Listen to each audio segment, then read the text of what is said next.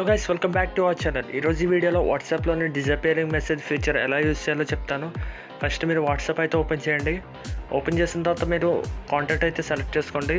Select చేసుకున్న తర్వాత మీరు స్క్రోల్ డౌన్ చేస్తే డిజపియరింగ్ మెసేజెస్ అని ఫీచర్ కనిపిస్తుంది. దాని మీద అయితే క్లిక్ చేయండి. క్లిక్ చేసిన తర్వాత మీరు పాపప్ అయితే వస్తుంది, get started with disappearing messages అని. మీరు ఈ ఫీచర్ ఆన్ చేసుకున్నట్టయితే మీరు మెసేజ్ పెట్టిన 7 days తర్వాత మీకు మెసేజ్ అన్నది డిజపియర్ అయితే అయిపోతుంది.